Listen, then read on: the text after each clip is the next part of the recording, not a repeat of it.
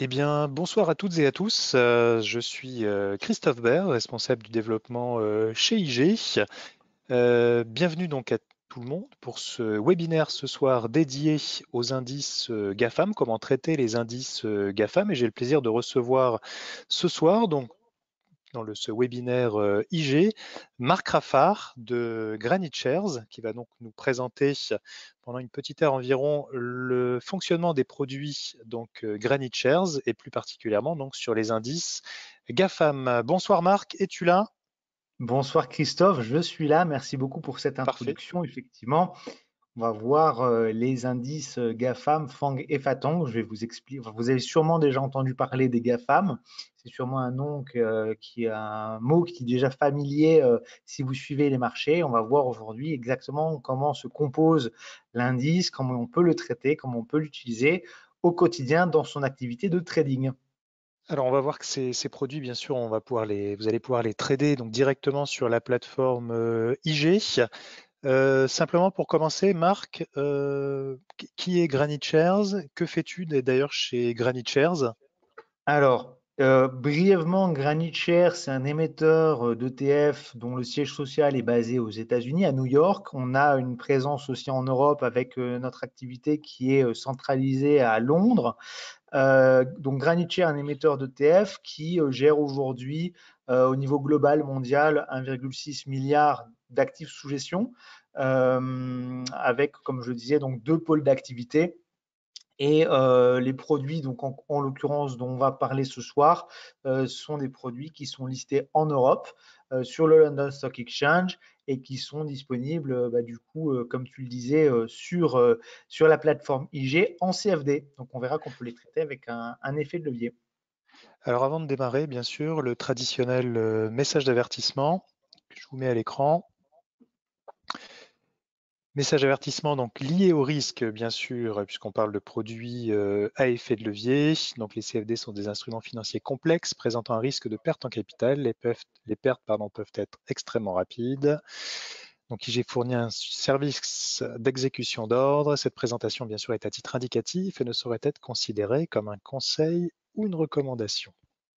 Voilà, je vous laisse encore quelques secondes l'avertissement à l'écran. Marc, je pense que je vais te passer la main pour que tu puisses Très prendre bien la main sur ta que, présentation. que je puisse partager mon écran. Oui, parfait. Voilà, alors juste avant de continuer, je voulais préciser également que vous pouvez poser des questions via le chat. Je me chargerai donc de reprendre ces questions et de les poser à Marc en direct. Euh, alors, juste un petit instant, il faut que je retrouve l'endroit pour pouvoir te passer la main. Euh, alors, je ne sais pas si toi, de ton côté, tu peux prendre la main, Marc. Est-ce que je peux... C'est bon, j'ai Ouais. Ah, retrouvé. ok, d'accord. Ah, attends, non, alors c'est pas le bon. Voilà, c'est cette fois-ci. Voilà, C'est bon, impeccable. parfait. Alors, est-ce que vous voyez bien le bon écran On voit l'écran, en effet, avec traiter avec, les indices GAFAM, FANG et FATANG. super, avec le titre. Donc, on va attaquer dans le vif du sujet. Alors, le disclaimer, tu l'as déjà fait, donc on le passe. Donc, qu'est-ce que l'indice GAFAM? C'est quoi? Alors, l'indice GAFAM, comme je le disais, vous en avez déjà sûrement entendu parler. Dans l'actualité, on parle beaucoup des GAFAM. Mais les GAFAM, en fait, c'est ces 5 entreprises américaines technologiques que sont Google. En fait, en réalité, Google, c'est la société Alphabet. Donc, Google, Amazon, Facebook, Apple et Microsoft, qui représentent les 5 plus grosses entreprises américaines. Et on va le voir juste après. Alors, euh, donc, Granite Share, en fait, a créé 3 indices. En fait, les indices existent déjà. Hein. FANG et GAFAM, c'est déjà des choses qui existent. On a créé un 3e indice qui s'appelle FATANG, dans lequel on a rajouté à FANG Tesla, l'action Tesla. Alors, quelle est la différence entre FANG et GAFAM? Vous le voyez dans la composition ici. C'est sur GAFAM, vous avez Microsoft, alors que sur FANG, vous avez Netflix. Et en règle générale, dans les pays francophones, on va plus parler des GAFAM, alors que dans les pays anglophones, Anglo-saxon. on va plus voilà, anglo-saxon, on va plus parler des FANG. Il y a juste cette petite notion d'une action qui est pas la même, mais sinon, globalement, on le verra de façon peut-être sur des graphiques, ce sont des produits qui sont très similaires. On a juste créé ces deux produits différents. L'un qui est plus à destination du coup de nous, les Français, parce qu'on a plus l'habitude des GAFAM, et les FANG plus à destination des marchés anglais. Donc, Alors, ce s'il qui faut est bien, ouais, ouais, pardon, hein, ce qu'il faut bien retenir, c'est qu'en effet, ces noms sont simplement des acronymes. Quand on parle de GAFAM, en effet, simplement, cet indice correspond à chaque fois, enfin, le nom de cet indice correspond à la première lettre de chacune des sociétés. G pour Google, A exactement. pour Amazon, Amazon, F pour Facebook, tout à le fait. deuxième A A pour pour Apple, Apple et le M pour Microsoft. Microsoft. Voilà, Et de la même manière pour Fatang et Fang. exactement. C'est exactement ça. Et vous voyez donc la composition. Alors la particularité, alors il existe déjà, il existe en réalité plusieurs types d'indices, Fang, Fatang, Fatang non, parce que ça c'est une propre à Granite Share, mais GAFAM, Fang, il en existe plus. Vous allez pouvoir peut-être trouver aussi du Fang plus. La particularité de l'indice qu'a créé Granite Share, enfin en tout cas que Granite Share a rendu traitable, parce que l'innovation en fait c'est de pouvoir le traiter cet indice, parce que c'est comme tu le disais, c'est un acronyme qu'on utilise très souvent dans la presse, dans les médias, quand on veut parler des big data companies, des sociétés, des grosses sociétés américaines qui font leur argent sur la monétisation de la data. En fait, donc ça existe. La particularité, c'est que Granite Share a voulu faire un indice, j'ai envie de dire pur, dans le sens où on a vraiment que les 5 GAFAM ou les 6 Fatang ou les 5 Fang dans cet indice, il n'y a rien d'autre. Très souvent, on va retrouver d'autres indices dans lesquels on va faire Fang plus parce qu'on va rajouter Alibaba, Beidou, des actions chinoises, des actions européennes, etc. Nous, on a voulu un indice, voilà, qui reprend l'essentiel. Voilà, donc quand on parle de GAFAM, il y a du GAFAM, il n'y a rien d'autre. Donc ça, c'est la première chose. C'est pour ça que dans le titre, j'ai mis c'est un indice pur, parce qu'on a vraiment l'essentiel de, on va directement sur un vrai indice GAFAM, sans superflu. Et j'ai rajouté, mais de toute façon, vous le voyez sur la représentation graphique, que la composition, elle est équipondérée. Donc ça, c'est très important. Ça veut dire que chaque action dans l'indice a le même poids les unes que les autres. Il n'y a pas une action qui a un poids plus important qu'une autre. Vous le savez, si vous avez étudié si vous avez regardé les indices comme le S&P 500, le Dow Jones ou le Nasdaq, dans la composition de l'indice, chaque action a un poids différent. Alors ça peut être en fonction de la capitalisation de l'action de l'entreprise ou d'autres facteurs, mais très souvent dans les indices, le poids de chaque sous-jacent, de chaque actif, de chaque action n'est pas le même. Nous, on a voulu un actif donc équipondéré, et pour garder cette composition équipondérée, on a un rebalancement trimestriel. Pourquoi? Parce que si par exemple l'action Apple surperforme pendant plusieurs mois les autres actions, au final la composition va changer, on va se retrouver avec une composition déséquilibrée. Donc le rôle de Granite Share, donc qui a créé l'indice, c'est de refaire un rebalancement de façon à, au fil du temps, s'assurer que la composition reste la même et que le poids de chaque action dans la composition de l'indice reste le même. Voilà, donc ça c'était pour comprendre de quoi est constitué chacun de ces indices. Est-ce que tu as des questions peut-être, Christophe? Pour l'instant, non, pas de questions particulières. Donc en effet, ce qu'il faut retenir, c'est que comme tu disais, c'est équipondéré. Cela veut dire que chaque société, malgré son prix en quelque sorte, hein, malgré sa capitalisation boursière, représente la même cote-part Tout au à sein de fait. l'indice. Tout à fait. Bon, Donc, là, on soit parle quand même de mastodontes boursiers, hein. exactement. Et on verra tout à l'heure que, effectivement, oui, c'est des mastodontes. Pour information, les GAFAM représentent 7 500 milliards de dollars de capitalisation. Donc, on les compare même parfois à des pays. Et pour information, si les GAFAM se regroupaient et étaient un pays, en termes de et qu'on comparait leur capitalisation au PIB des États-Unis ou de la Chine, en fait, ils viendraient se positionner en troisième position, juste derrière les États-Unis et la Chine. Donc, c'est vraiment, comme tu dis, des mastodontes. Alors, on va voir pourquoi traiter l'indice GAFAM, pourquoi plus que le Nasdaq ou le S&P 500. On va voir ça dans les slides qui vont suivre. Alors déjà, ce qu'il faut savoir, c'est que dans la composition du Nasdaq, donc il y a trois indices, hein, je le rappelle quand même, il y a trois indices américains principaux. Il y a le Nasdaq 100, donc en général qui est considéré comme étant l'indice des valeurs technologiques. On a le Dow Jones, donc le Dow Jones 30, qui reprend 30 actions américaines qui est un indice qui est composé d'entreprises industrielles. En général, on parle d'entreprises industrielles pour le Dow Jones et le S&P 500, donc qui est l'indice phare américain qui reprend les 500 plus grosses entreprises américaines. Alors je dis initialement c'est des entreprises pour le Dow Jones industriel, initialement c'est des entreprises pour le Nasdaq technologique, mais on va voir que c'est plus tout à fait vrai. Puisque fil du temps, la composition de l'indice a changé et aujourd'hui on retrouve dans la composition du Nasdaq on retrouve par exemple Kraft Heinz. Donc Heinz, hein, vous connaissez la marque qui fait du ketchup. On retrouve Mondelez International. Donc ça, Mondelez International, c'est un groupe agroalimentaire par De exemple. nourriture, ouais. Voilà, le chocolat Milka, par exemple, si vous êtes amateur de chocolat. On retrouve les boissons Monster. On retrouve aussi Starbucks.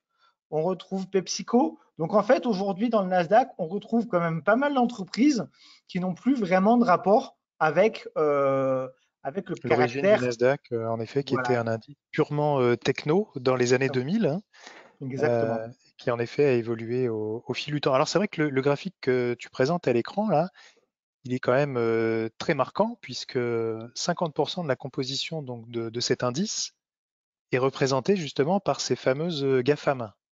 Tout à fait, tout à fait. Alors là, on a effectivement on voit que le poids de chaque action, c'est ce que je disais juste avant, est différent en fonction des actions. Donc on a 13% du Nasdaq. On a Apple qui représente 13% du Nasdaq, ce qui est colossal, hein. Une entreprise qui représente plus de 10% d'un indice. D'ailleurs, c'est assez marrant parce que pour information, un émetteur d'ETF, quand il veut faire un ETF, pour que ce soit considéré comme ce qu'on appelle un ETF UCITS en Europe, on n'a pas le droit de faire un ETF dans lequel il y a plus de 10% de la composition qui est basée sur une seule entreprise. Donc c'est assez amusant parce qu'en fait ici on voit que même dans le Nasdaq, la part que prend les GAFAM, les FANG, est colossale. Alors ça s'explique pourquoi. Alors comme je le disais juste avant, la capitalisation des FANG, des GAFAM, c'est 7500 milliards. Donc je ne sais pas si ça se dit en anglais, en français, 7,5 trillions. Je ne sais pas si ça se dit, enfin en tout cas c'est 7500 Ça se dit. milliards, ça se dit. Donc 7,5 trillions de dollars. Et la capitalisation totale de l'indice Nasdaq, c'est 15 trillions de dollars. Donc en fait, vous l'avez sûrement compris, la composition du Nasdaq utilise dans l'allocation, enfin comment dire, dans le poids qu'ils donnent à chaque action, ils utilisent la capitalisation de chaque action. Donc en fait, parce que les GAFAM, aujourd'hui, les FANG ont une capitalisation qui est colossale, ben c'est pour ça qu'en fait, ils représentent 50% du Nasdaq, parce que le Nasdaq, lui, c'est 15 trillions, donc 7,5 trillions que sont les GAFAM, ça fait bien 50%. 50%. Donc en fait, voilà, c'est pas la volonté de l'entreprise Nasdaq qui a la propriété intellectuelle de cet indice de vouloir absolument mettre en avant les GAFAM plus que ça. C'est juste que dans leur méthodologie de calcul de l'indice, ils utilisent la capitalisation de marché et il se trouve que la capitalisation de marché des GAFAM en ce moment correspond à la moitié de la capitalisation du Nasdaq. Alors Voilà. justement, Oui. j'ai une question, Marc, par rapport à ça. Alors c'est pas du tout une question du chat, c'est plutôt une question, enfin une question que je me pose, c'est est-ce que justement c'est pas justement un moyen de diluer le risque d'aller sur les GAFAM plutôt que d'aller sur l'indice Nasdaq en direct? Parce que c'est vrai que, comme tu disais, 13% sur Apple, si demain Apple se prend un gain monstrueux en bourse, ça va faire chuter le Nasdaq. Et justement, si je suis plutôt sur un indice GAFAM, est-ce que ça ne me permet pas justement de diluer ce risque de Alors, chute brutale de la plus grosse Alors, capitalisation? sur un indice GAFAM, on aura en fait même une plus grosse exposition, je pense, sur Apple, parce que si on prend les GAFAM, on n'aura pas 13, mais 20%, donc on sera encore peut-être plus exposé sur Apple. Mais par contre, effectivement, on va le voir, ceux qui recherchent justement de la volatilité pour le trading, on va le voir après dans les slides qui vont suivre, l'indice est très bon. Maintenant, bon, il faut être conscient que quand vous allez investir, si vous vous positionnez comme investisseur long terme, ça, vous allez avoir le choix entre le S&P 500, le Nasdaq et le GAFAM. Bon, moi, je suis là pour vous présenter le GAFAM, mais après, il faut être honnête, si vous faites de l'investissement long terme, vous avez soit un indice, le S&P 500, sur lequel vous avez 500 actions, donc une diversification qui est quand même très large. Le Nasdaq 100, une diversification un peu moindre, mais quand même importante. Et le GAFAM, produit GAFAM, qui offre quand même une exposition très concentrée. Donc, très concentrée, ça veut dire quoi? Ça veut dire un peu plus de risque. Donc après, c'est à vous de voir. De toute façon, vous savez que si vous investissez dans le Nasdaq, la moitié de votre investissement, c'est déjà du GAFAM. Donc après, faut peser le pour et le contre. Nous, on va voir aujourd'hui, on va vraiment parler de l'utilisation de cet indice dans du trading, du day trading, voire du swing trading. Maintenant, après, pour le long terme, on en parlera aussi du long terme parce que je fais des comparaisons de performance. On verra ça tout à l'heure. Mais voilà, après, c'est sûr que ce soit le Nasdaq aujourd'hui, le S&P 500 ou le GAFAM, malheureusement, quand on investit sur les marchés américains, on a une très forte exposition, donc un risque sur une seule valeur, très forte exposition sur l'action, que ce soit Apple, Amazon ou Microsoft. Ça, Ok, voilà. c'est très clair. Alors, on va passer Parfait. à la suite. Alors, ce qui est intéressant avec les GAFAM ou avec les FANG, c'est que vous avez des produits qui sont au cœur de l'actualité. Si vous regardez dans les médias, on parle très souvent, pour des bonnes ou des mauvaises raisons, de façon positive ou négative, mais on parle très souvent des GAFAM. Ils font ils font la une de beaucoup de journaux, beaucoup d'actualités, parce que justement ils sont colossaux, parce qu'ils ils ont un contrôle énorme sur beaucoup de choses, donc ils font la une des médias. Donc pour ceux pour les traders qui font du swing trading ou du day trading et qui aiment suivre l'actualité et utiliser l'actualité pour leur prise de décision, avec les GAFAM, vous n'êtes pas en manque d'informations. Vous faites une recherche sur Google Actu, vous regardez GAFAM, vous trouverez une multitude de différentes news qui vont parler des GAFAM. Donc on parlera tout à l'heure aussi un petit peu plus tard d'analyse technique. Il y a différentes écoles. On peut faire soit baser ses décisions sur l'actualité, soit sur l'analyse technique, soit un peu des deux. En tout cas, pour l'actualité, les GAFAM font très souvent la une des médias, notamment pour l'utilisation des données personnelles, notamment aussi pour parfois certaines amendes parce qu'ils ont franchi la ligne rouge dans certains cas. Donc tout ça, ça impacte finalement aussi la valeur de l'indice. Donc, tenez-vous informés si vous traitez les GAFAM, tenez-vous informés des actualités autour des GAFAM, et des actualités qui sont génératrices de volatilité, de mouvement, et vous pouvez en grande partie baser vos prises de décision là-dessus. Et j'ai oublié de le préciser, mais un des celui qui a créé, qui est à l'origine en fait de l'acronyme FANG, c'est Jim Cramer aux États-Unis. Donc bon, vous trouverez souvent des articles en anglais, mais lui, en l'occurrence, il a l'habitude de beaucoup s'exprimer à propos des GAFAM et des FANG. Donc c'est un peu la star aux États-Unis. C'est un peu comment dirais-je, le Jim Cramer, c'est au FANG ce qu'est Elon Musk au Bitcoin, si j'ai envie de dire. Voyez. Donc c'est la personne à suivre pour ça. Je vais passer à la suite si tu as Ouais, monté une question. Ouais. non, c'est bon. On peut continuer.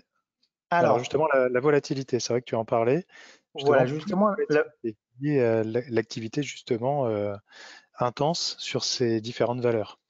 alors sur l'activité intense, sur le fait qu'ils sont au cœur des médias, sur le fait aussi que finalement, quand on va traiter des FANG, on va avoir une exposition plus concentrée. Donc, qui dit exposition plus concentrée dit plus grande volatilité. Donc, quand on est un day trader ou un swing trader, enfin quand on spécule activement sur les marchés, en général, on est à la recherche de volatilité. Un marché qui est plat, il n'offre pas beaucoup d'opportunités de trading. C'est pour ça qu'on voit très souvent les traders s'orienter sur le DAX plutôt que sur d'autres indices. Pourquoi le DAX? Enfin, je ne sais pas si tu as fait ce constat-là, Christophe, auprès de vos traders, de vos clients, mais moi, j'ai constaté que très souvent, les traders qui traitaient les indices allaient sur le DAX. Pourquoi? Bah parce que jusqu'à présent, en tout cas, jusqu'à très récemment, le DAX ne comportait que 30 valeurs. Maintenant, c'est passé à 40. Mais du coup, le fait que ce soit que 30 valeurs dans cet indice, ça en faisait un indice plus concentré, donc un indice qui offrait plus de volatilité que, par exemple, le FTSE ou le CAC 40 ou le S&P 500. Je Là, confirme, hein, en Europe aujourd'hui, le DAX est l'indice le plus tradé de façon générale. Sans rien dévoiler de secret, aujourd'hui le DAX, c'est l'indice favori également des investisseurs chez IG et qui permet vraiment je dirais, de trader tout type de comportement de trading. On peut aussi bien y aller en scalping, en day trading ou en swing. C'est vrai que c'est un indice qui répond énormément aussi à l'analyse graphique. On a souvent ce phénomène d'autoréalisation en quelque sorte, hein, ce phénomène de masse qui fait que les mouvements sont très francs et vous avez une accélération assez importante dès qu'un mouvement est détecté. Mais je mais, confirme, en effet, mais le DAX ça m'étonne pas conservé. parce que quand on est trader, on recherche des opportunités pour spéculer, pour gagner de l'argent sur les marchés. Et la meilleure opportunité qui puisse offrir un trader, c'est la volatilité. Donc ici, en fait, avec l'indice FANG, donc ici on a un graphique qui compare la volatilité de l'indice FANG par rapport au S&P 500. Donc on voit que la volatilité en bleu, hein, sur les FANG, elle est quand même pratiquement tout le temps supérieure à celle du S&P 500, sauf ici en 2020. Donc 2020, c'était, vous savez, juste au moment de la crise du Covid, là où on a eu une grosse chute des marchés. Bon, bah là, effectivement, la volatilité elle était à peu près similaire sur les deux. Et aujourd'hui, donc, si on prend la volatilité à l'heure d'aujourd'hui, enfin aujourd'hui, pour être très précis, j'ai fait ce PowerPoint vendredi dernier. La volatilité glissante sur 10 jours du S&P 500, c'est 6,55%. La volatilité glissante sur 10 jours de l'indice FANG, c'est 14,17%. Donc, c'est plus du double. Donc, on a vraiment, si on veut traiter activement sur un indice, on a sur l'indice FANG. Sur GAFAM, c'est pareil, hein, je vous le dis, là j'ai pris des données sur FANG, mais sur GAFAM, c'est à peu de choses près à la même chose. On a une volatilité bien plus importante, donc potentiellement des opportunités de trading sur une base quotidienne. Alors, il faut rappeler quand même, hein, Marc, que volatilité, en effet, ça permet de démultiplier les opérations et les opportunités sur le marché, mais néanmoins, ça amène également plus de risques, hein, puisque qui dit volatilité dit également risque. Donc, méfiance également sur les positions qui peuvent, dans un cadre très volatile, soit en effet partir dans le bon sens très vite, mais à l'inverse, partir également dans le mauvais sens. Tout à fait, tu fais bien de le souligner. Effectivement, volatilité, c'est d'un côté, comme je le disais, une opportunité, mais aussi un risque supplémentaire.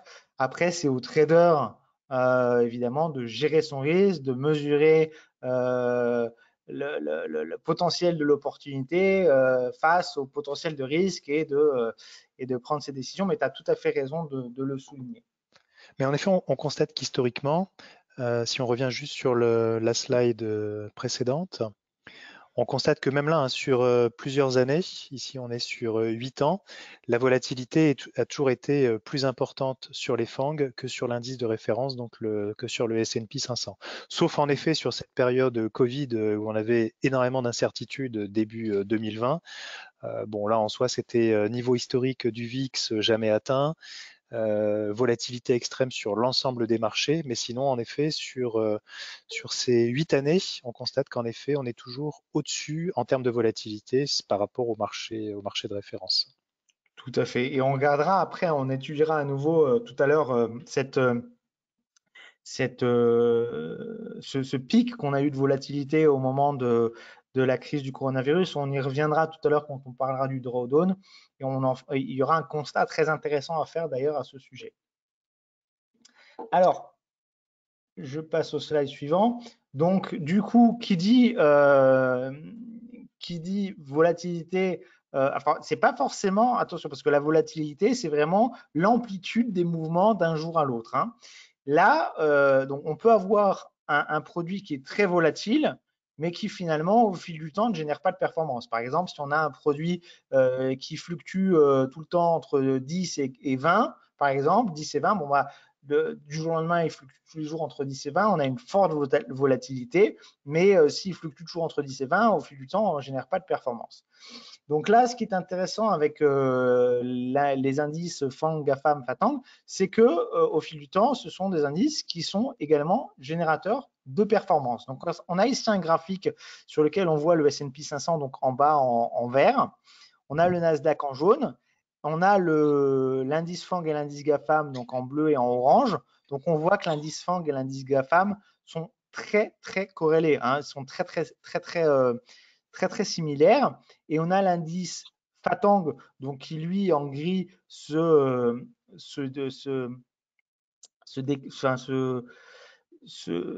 différencie des autres, voilà, démultiplie des autres. Pourquoi? Bah parce que tout simplement parce qu'avec l'action Tesla qui a énormément été à la hausse ces dernières années, bah, du coup, si on intègre l'action Tesla dedans, on a une performance qui est bien supérieure. J'ai une Donc, question, Marc, oui. concernant l'échelle du temps, parce qu'on voit à un moment, on a un creux là sur l'ensemble des indices. Est-ce que ce creux correspond à 2020 ou ça n'a rien à voir? Celui-là, Excellente, ouais, voilà, celui que tu montrais là avec la ici. excellente question. Alors attends, je vais te dire ça tout de suite parce qu'effectivement, j'ai coupé le graphique pas comme il faut et je vais te dire ça à l'instant. En tout cas, on s'aperçoit qu'à cette même période, tous les indices en effet repartent à la baisse, c'est ce qui pourrait justement correspondre Je, à je- cette je période pense, de début je pense que 2020. c'est ça. Hein. Je pense que c'est ça. On a quoi ici? Voilà, avril 2020, exactement, c'est ça. C'est tout à Ok, fait, c'est donc avril 2020. décrochage en effet sur l'ensemble des marchés, décrochage important. Et on voit qu'en effet la reprise, bon, c'est opéré notamment sur le S&P 500, sur le Nasdaq également, où les niveaux sont quand même, enfin, on n'a pas arrêté de monter là depuis, mais en effet, on constate bien la différence là en termes de performance également, comme tu disais, hein, la volatilité peut être parfois signe de contre-performance, puisqu'on peut en effet bouger, avoir des amplitudes très importantes sur les cours, mais sans forcément avoir une montée importante des cours sur le long terme. En revanche, ici, on voit bien cette différence où, en effet, malgré une volatilité plus importante, on constate également une performance dans le temps. Tout à fait, tout à fait. Alors, on peut regarder aussi si on s'était positionné juste avant avril 2020 sur le S&P 500, juste avant la baisse. Aujourd'hui, on serait à peine gagnant, enfin très légèrement gagnant si on s'était positionné vraiment au pire moment. Sur les FANG et sur les GAFAM et encore plus sur le FATANG, même si on s'était positionné quelque part au pire moment, finalement, on génère beaucoup de performances sur les mois qui suivent. Ok. Alors, en termes de. Donc voilà, là j'ai un graphe un peu plus précis qui montre la performance d'un investissement de 10 000 $ sur les dernières années.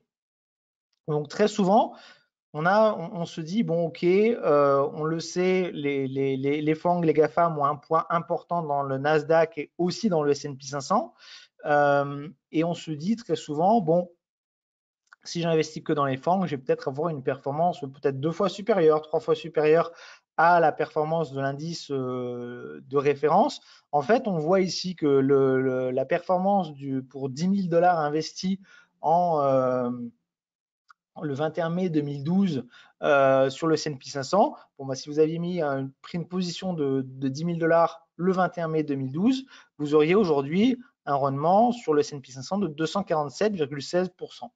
Si vous aviez fait la même opération sur le FANG, vous auriez aujourd'hui une performance de 2033,31%, donc plus de 8 fois la performance du S&P 500. Donc là, on voit vraiment qu'on est sur un indice qui est un important générateur de performance. Et d'ailleurs, ça amène un constat, c'est que comme les GAFAM ont un poids important dans les compositions des indices américains, effectivement, on comprend tout de suite que ces fameuses GAFAM sont aussi la raison pour laquelle, enfin, en tout cas le moteur de performance des indices américains. Donc dans la performance qu'on a sur le S&P 500, enfin quand on voit les marchés américains qui surperforment de semaine en semaine là depuis, alors bon c'est un peu moins vrai là, depuis 2-3 jours, mais ça fait des mois que les marchés américains sont dans le vert. On peut effectivement avec très peu de doute se dire qu'une grande partie de cette performance est due uniquement aux GAFAM. Alors juste pour mesurer hein, la performance, ça c'est mon côté un peu AMF et risque. Comme on a l'habitude de dire, hein, les performances passées ne présagent jamais des performances futures. Donc néanmoins, il faut rester prudent parce que justement par rapport à ça, j'ai une question.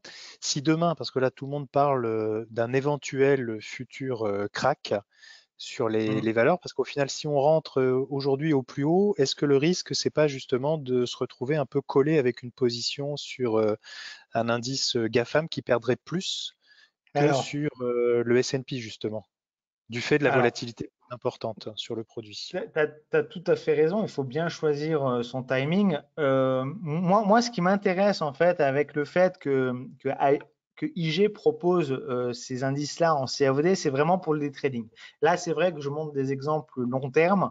Moi, je n'irai pas me positionner aujourd'hui sur du long terme, sur ces indices-là, ou alors dans de très petites proportions, parce qu'effectivement, on est très haut. On entend parler de plus en plus, que ce soit aux États-Unis ou en Europe, d'une potentielle bulle spéculative, d'une potentielle chute qui arriverait dans les mois à venir. Donc il faut être très vigilant. Encore une fois, comme tu l'as bien justement souligné, les performances passées ne sont pas les performances à venir.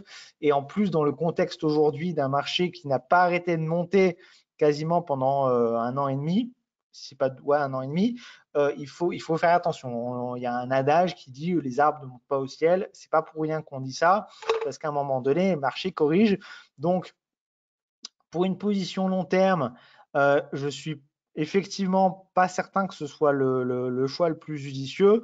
Maintenant, si on reprend la volatilité quotidienne, quand on regardait tout à l'heure le graphique de la volatilité, il y aura des opportunités de trading pour ceux qui veulent faire du day trading ou du swing trading sur cet indice. Il y aura des opportunités de trading à prendre, bien sûr, en faisant attention, en mettant son stop loss, en ayant un risque modéré, etc. Oui, parce que je rappelle avec le CFD, hein, vous aurez la possibilité d'aller sur l'indice aussi bien à la hausse ou à la baisse, c'est-à-dire d'anticiper la hausse de l'indice ou Alors, éventuellement d'anticiper la baisse de celui-ci. alors ça, par contre, je suis pas 100% sûr. Ouais, C'est à vérifier. Je suis pas 100% ok, sûr. Euh, j'ai fait des tests, j'ai pas l'impression que ce soit possible sur ce type de produits qui sont un petit d'accord, peu particuliers par rapport à d'autres CFD que vous pouvez avoir. Donc, je ne suis pas sûr, mais à confirmer. ok, En tout on cas, regardera. vous pouvez faire des opérations longues. Ça, c'est pas un souci. Alors, on va, voilà, donc justement, quand on parle de risque, il y a un point important, c'est ce qu'on appelle le drawdown. Donc, le drawdown, en fait, c'est la perte maximum qu'a connu l'indice sur une journée ou sur, là, en l'occurrence, je ne crois pas que ce soit une journée, je pense que c'est peut-être sur une semaine.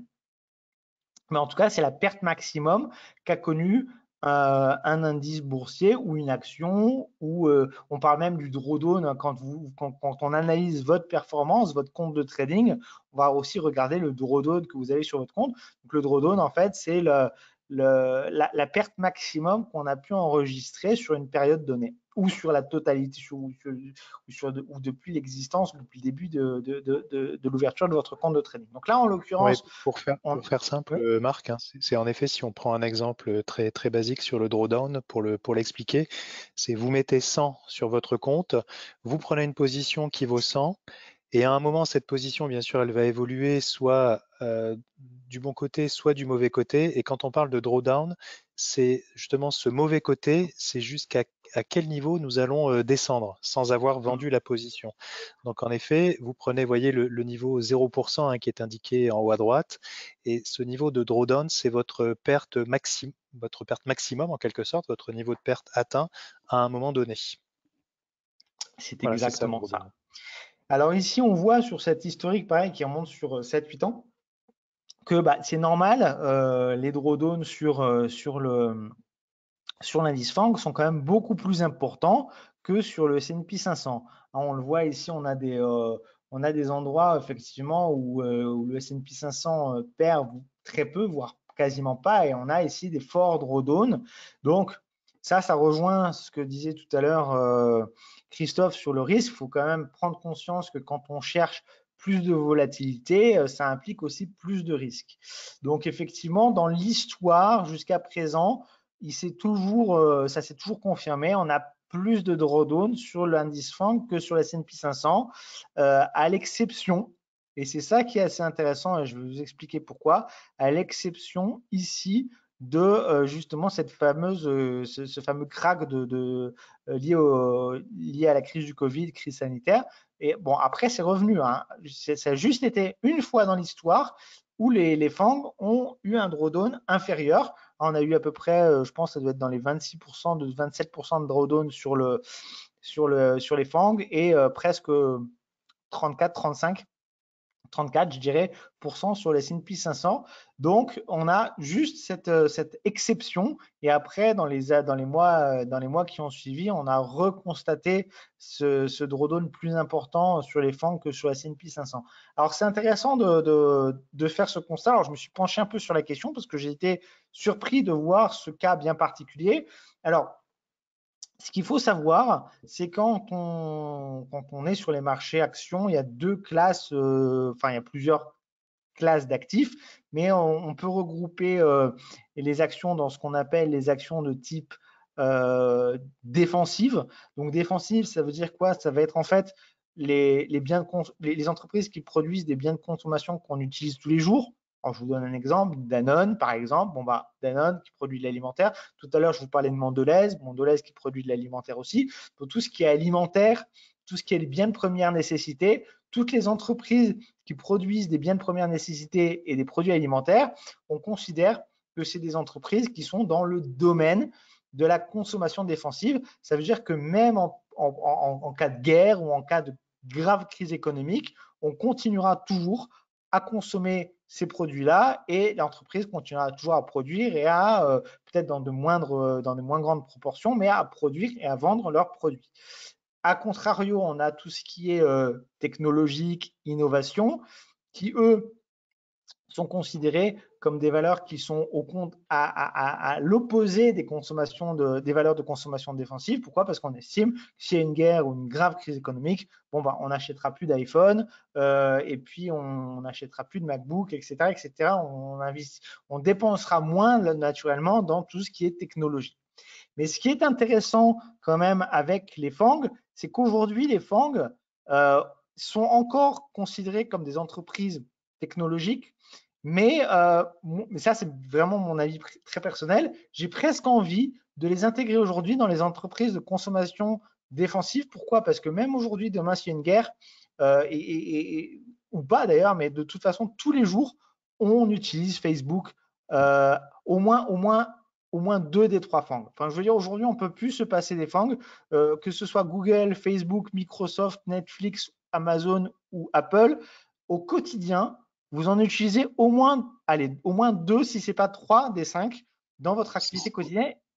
Oui. C'est ce qu'on a vu en effet dans la crise du coronavirus, avec notamment le confinement, où les gens passaient beaucoup plus de temps devant Netflix. Les gens commandaient également beaucoup de choses sur Amazon, qui continuait à livrer les produits. Euh, alors peut-être un petit peu moins Apple, même si en effet on avait besoin également d'ordinateurs à la maison pour le télétravail. Mais comme tu le précises justement, en effet, ça devient quasiment en cas de crise, comme on l'a connu, une crise planétaire, ça devient des biens de consommation courant, en quelque De tous sorte, les de jours. première De tous les nécessité. jours.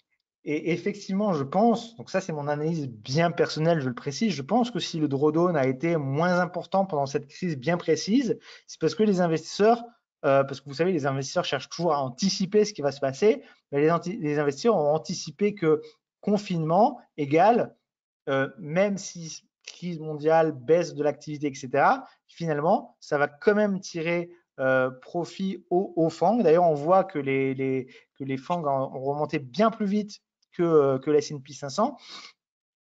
Donc, quelque part, que voilà, on savait qu'on utiliserait plus ces entreprises de technologie. Et aujourd'hui, en fait, que ce soit avec confinement, sans confinement, ou même, je ne sais pas comment on pourrait enfin, je ne le souhaite pas, hein, c'est quelque chose que je ne souhaite pas, mais si demain il y avait une guerre, je pense qu'on continuera à utiliser ces entreprises. C'est devenu des mastodontes.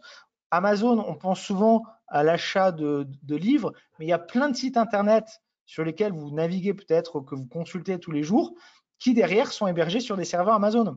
Donc Amazon, mais comme Google, comme Facebook, comme les autres, ce sont devenus des mastodontes qui ont des activités dans des domaines qu'on n'imagine pas, parce qu'effectivement Amazon, en règle générale, on se dit ils vendent des livres sur Internet, ou ils vendent aujourd'hui bien plus que des livres sur Internet, mais ils sont dans la vente sur Internet, mais pas seulement. Leur activité de ce qu'on appelle cloud computing, donc d'hébergement de sites Internet, est devenue une part très très importante de leurs activités. Donc aujourd'hui, je vous défie, si vous voulez mener une vie en quelque part normale, de vous abstenir de pouvoir utiliser les FANG. Aujourd'hui, c'est impossible. Aujourd'hui, on a forcément du Google. Et encore, quand je dis Google, c'est Alphabet en fait. Donc en fait, il y a plein d'autres entités autres que Google, YouTube notamment, sur lequel cette vidéo sera très certainement rediffusée. C'est Google quelque part. Donc aujourd'hui, on les utilise tous les jours. Donc, ce sont pour moi devenus plus des entreprises de consommation de tous les jours, plus que des entreprises de technologie pure qui essayent bien sûr, ils continuent à innover pour changer notre quotidien, mais ils sont déjà très, très implémentés. En tout cas, dans les 10 prochaines années, je ne vois pas comment on peut aujourd'hui Passer à côté. se passer de. Voilà. Après, il y aura peut-être des alternatives qui vont venir au fil du temps, mais on n'y est pas encore. Alors, je vais passer au slide suivant. Alors, ce qui est intéressant avec l'indice FANG, et on fait le même constat avec l'indice GAFAM et FATANG, c'est que ça réagit très bien à l'analyse technique basique.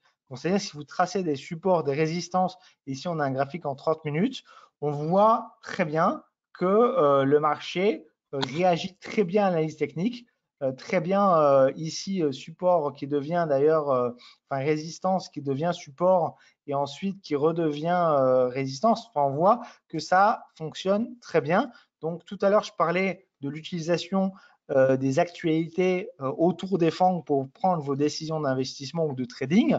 Ici, vous pouvez aussi tout à fait utiliser l'analyse technique, soit en complément, soit simplement utiliser l'analyse technique. Et ça marche très très bien, ça marche mieux que sur le Nasdaq ou que sur le S&P 500. Très certainement aussi du fait que l'exposition est plus concentrée. On n'est pas dilué dans 500 actions, on est concentré sur 5 ou 6 actions. Du coup, ça marche beaucoup mieux. Voilà pour ma présentation. Je vais te laisser, je crois, reprendre la main, Oui, Christophe. Tu voulais je montrer vais, je vais comment reprendre traiter. la main, en Ouais. effet, vous montrer comment trader donc ces trois indices donc directement sur la plateforme IG. Alors, juste le temps pour moi de reprendre la main. Juste un petit instant.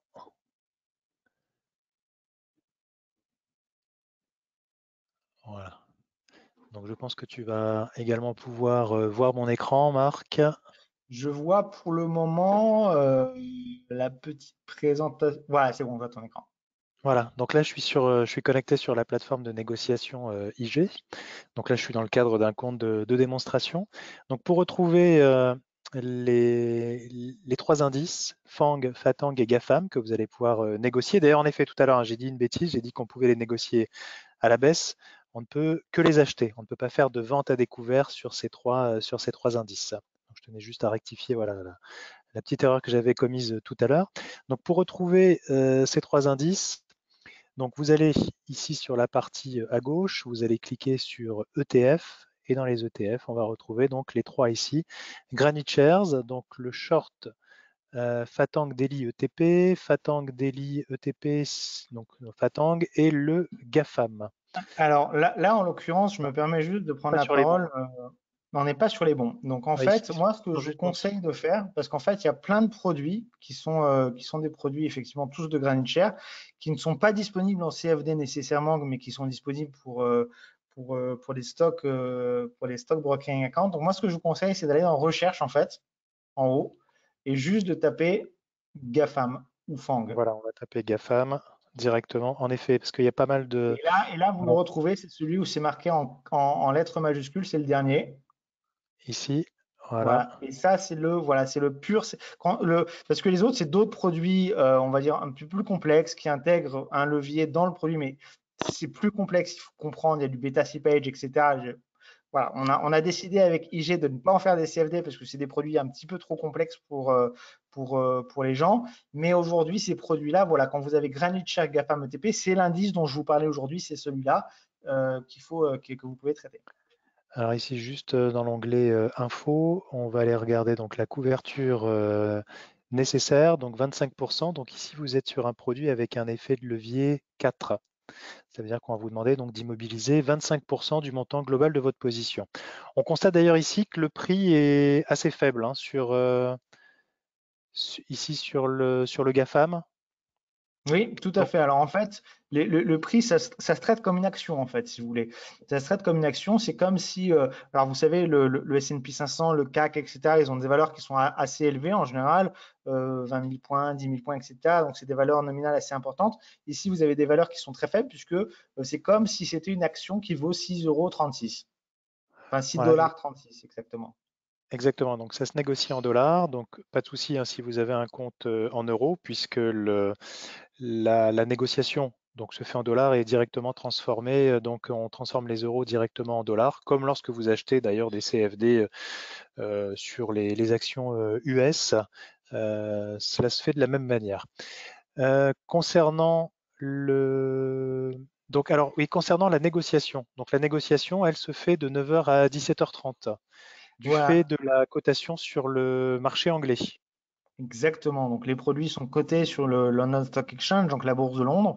Donc du coup, on ne peut les traiter que sur les horaires de Londres. Donc, malheureusement, on ne pourra pas passer d'ordre en réel aujourd'hui parce que le marché est fermé. Mais voilà, au moins vous savez comment les trouver.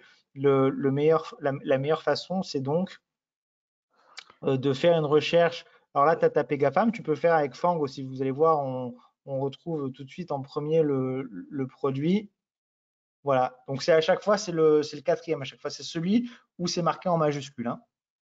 Ouais, tout à l'heure j'avais pris long et short et en effet c'est celui-ci, hein. C'est bien Voilà, celui sans la dénomination long et short. Vous prenez voilà, donc directement ici le Fang.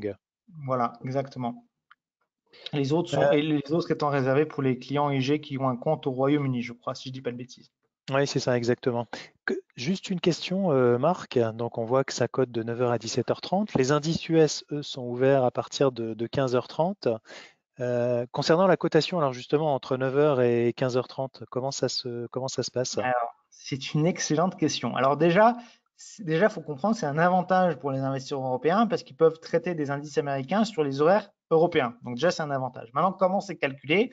En fait, c'est une excellente question qu'on nous pose souvent parce que des gens qui nous disent comment vous faites pour coter un produit à 9 heures à l'ouverture de Londres alors que le marché US est fermé. En fait, ce qu'il faut savoir, c'est que les actions qui composent l'indice, donc Facebook, Amazon, Apple, Netflix et Google, sont aussi cotées sur la bourse de Francfort. Donc ça, les gens ne le savent pas forcément, mais les actions, beaucoup d'actions américaines sont cotées à la bourse de Francfort. Donc, en fait, en gros, le Granite Share utilise les prix de, utilise les prix qui sont traités sur la bourse de Francfort pour faire l'indice, pour avoir quelque chose qui bouge pendant les horaires américains. Et quand les marchés américains ouvrent, on switch de la bourse de Francfort à la bourse de New York pour calculer l'indice, tout simplement. Donc, c'est ce qui vous D'ailleurs, permet, hein, en effet, ouais, de faire une cotation à partir de 9h le matin. exactement. Donc en fait, très souvent, On retrouve même NIO, par exemple, NIO qui est une action chinoise, on la retrouve côté et aux États-Unis et sur Euronext Paris. Donc, il y a pareil, quand je vous parlais tout à l'heure de la composition du Nasdaq, je vous disais qu'on avait Pepsi, Heinz, Starbucks, etc. dans la composition du Nasdaq. Dans la composition du Nasdaq, on a aussi quelques actions chinoises. Donc, on n'est plus du tout dans un indice purement américain. On a aussi des actions chinoises dedans. Et de la même façon, on a ces actions américaines qui sont aussi cotées sur, euh, sur la bourse de Francfort. Ok, je regarde dans le chat si on a des questions. N'hésitez pas à poser des questions. On a fait le tour, je pense, Marc, hein, sur Je le pense qu'on produit. a fait le tour. Si vous avez des questions, oui, posez-les ce soir. Ceux qui regardent la rediffusion, je me ferai un plaisir dans les commentaires de la vidéo YouTube de répondre à vos questions. Je viendrai regarder de temps en temps et si je vois des questions, j'y répondrai. Et voilà. On te retrouve également prochainement sur le salon de l'analyse technique hein, qui se déroule à Paris le début octobre, 1er Vendredi, octobre. ouais, vendredi prochain, pas vendredi là qui arrive, mais celui de la semaine prochaine, vendredi 1er octobre. Ouais. Donc dans une dizaine de jours, tu seras présent physiquement donc sur le stand du Je- salon de je- l'analyse technique qui se déroule à Paris dans le 15e. Hein. Voilà, exactement. On aura un petit stand, ce qu'on appelle un point info, un petit stand. Je vais animer aussi une conférence justement pour parler des produits de Granite Share. Et je crois que je participe à un débat en fin de journée avec IG, d'ailleurs, un débat sur qu'est-ce qu'il faut faire en cette fin d'année pour bien préparer l'année 2022. Eh bien écoute, il n'y a pas de questions supplémentaires. Ok, très bien. Merci pour votre participation, merci pour vos messages de sympathie également dans le chat. Merci Marc, en tout cas c'était très intéressant, très instructif. J'ai de mon côté également appris pas mal de choses ce soir sur ces indices. On vous donne rendez-vous également pour de prochains webinaires très prochainement. Merci à toutes et à tous, je vous souhaite une excellente soirée. Marc, à très bientôt. Merci, à très bientôt. Merci à tous d'être venus si nombreux participer à ce webinaire et à très bientôt, peut-être un prochain webinaire avec toi, Christophe et IG, ou en tout cas au salon du trading la semaine prochaine. Avec plaisir. À bientôt Marc. À bientôt. Merci. Au revoir.